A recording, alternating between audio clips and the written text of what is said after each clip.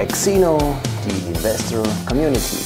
We celebrate our 15th anniversary attending the International Mining Conference PDAC here in Toronto. We are out for scouting for new attractive investments for our investor community. Hello, I'm here at the booth of Metallic Minerals, a new company in the silver business.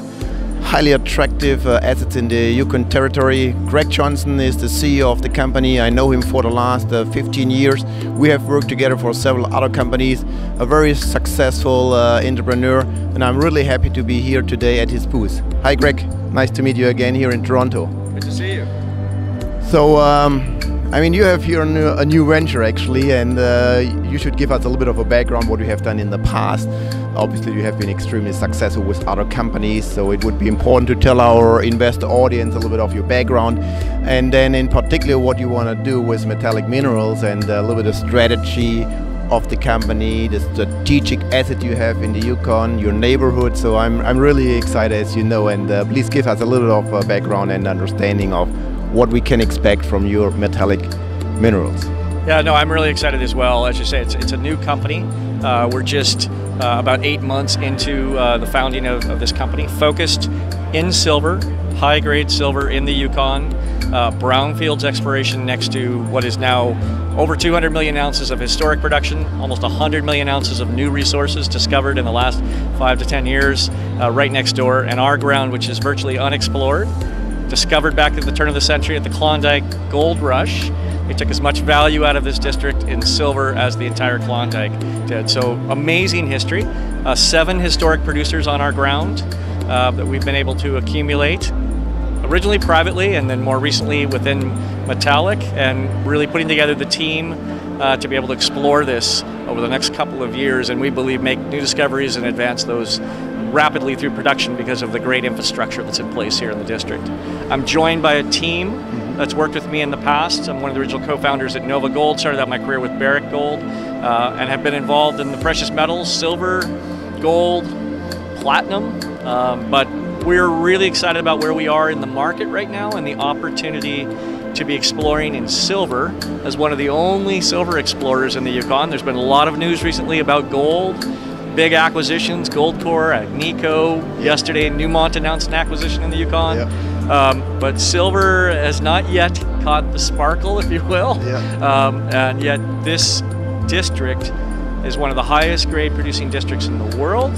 It's in a great jurisdiction in the Yukon, and we really think we have something special here. And good infrastructure, obviously. So paved highway, grid power, existing infrastructure for shipping concentrate, so it's a super place to be working. So it sounds like you are in the right jurisdiction and in the right place. What has been done there historically? You said our producing companies has been those private companies, and if what's today, who is producing right now in the Yukon? Nobody, or? Well, in terms of silver, Alexco is the silver player. They're projecting about 3 million ounces of production a year. That's next door to us. They've been working on growing their resources and their mine plan, and have made 3 major discoveries in the last couple of years. A spectacular discovery at the Birmingham, which is now 25 million ounces of just amazing grade. And we just put out results from our first sampling program on our project as well. 12 targets, 7 of those are historic producing mines that have never had the advantage of being systematically explored beneath them. And from those 12 targets, we released the summary results, many of these with more than 1,000 grams per ton silver grade right at surface. So quite exciting targets to be taking on to the next level. I mean, Alexco sounds and rings a bell to me. I mean, you know the CEO quite well from the past, so there is certainly a kind of a relationship you have, and they may look at you exploring the surrounding area of their existing footprint in the Yukon. So is there a kind of relationship you have with him? Yeah, no, I've Alexco in part had a spin out of Nova Gold. In the early days, Nova Gold was the largest shareholder of Alexco for years. So I've known and worked with Clint for years. Many of my team members have worked with Clint and other companies.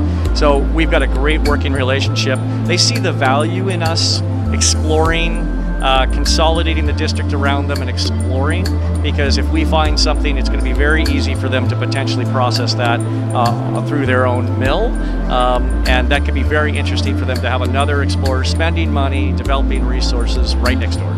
So from a strategic point of view, you may stay still as an exploration company. You don't have the ambition to build your own mine actually, because there is an existing mine, there is maybe the interest from others coming into the Yukon, back into the Yukon because of the high grade.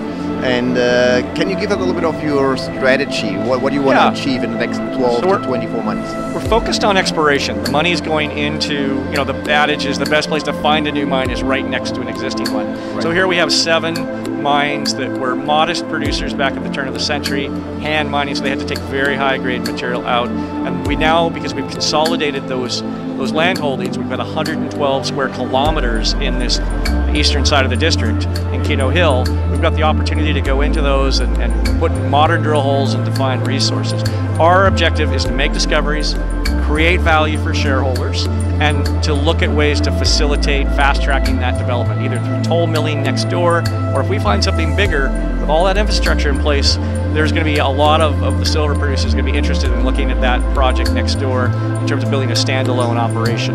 But our focus, we're a technical team, lots of a track record of geologic discoveries in the region in terms of some of the largest precious and base metal deposits in the Yukon and Alaska. So we're excited to put that team's expertise to work here on Metallic's project in the Keno Hill Silver District. I mean, Greg, I know you for many years, and I know your background. Obviously, you have been always looking for big assets, multi-million-ounce deposits, assets which the majors are looking for down the road, and you have enough cash in your treasury, so you can start drilling those new acquired land packages, and then the strategic play will come into the game. But what can we expect down the road? I mean, you will find a discovery, that's out of question, because historical production was there, some outcrops there, some private operationals showing open pits. So the silver is certainly there. The question is, how quickly can you find it? How big is it? When can you draw the resource? But I mean, there must be an interest by the majors already seeing those activities. What do you expect from the industry point of view? Trending into the Yukon? Well, a lot of people are aware of gold, and recently here in the last 6 months we've seen all the majors moving into the Yukon in the big way, doing these transactions with Goldcorp, Agnico Eagle, and Hecla, and Coeur d'Alene, and all these groups. So it's great to see that activity and that interest in the Yukon. There are very few places in the world where you see this kind of potential for new discovery and mine development that are in a first world jurisdiction, have infrastructure already in place, and have the attributes that the Yukon has. So silver has not yet kind of had that same level of activity, but I think it's really only a matter of time until the silver producers are also looking at, well, what's in the Yukon, what are the assets we could get involved in, and with our relationships in the industry, I think there's going to be a lot of great opportunities at the right time for us to look at that. Right now, we're going to be focused on making those discoveries. You can walk up to the site in these 12 different target areas we have. You can take 1,000 gram per ton samples right off the surface. So we know we're going to be able to drill good holes this year. Our probability of success is going to be very high. Let's create resources, let's build that value, let's understand what we have on our own ground, and then when the time comes to look at partnerships or toll milling or other approaches, we'll take a look at that. Sounds like a low-risk exploration play with huge upside and potential in the right jurisdiction, right place. So what is the last message you want to give to our German investor community? Well, it's very early days. This is only our 3rd presentation that we've given. The first one was in February at the Vancouver conference. So this story it's early days, and not many investors are aware yet of this opportunity.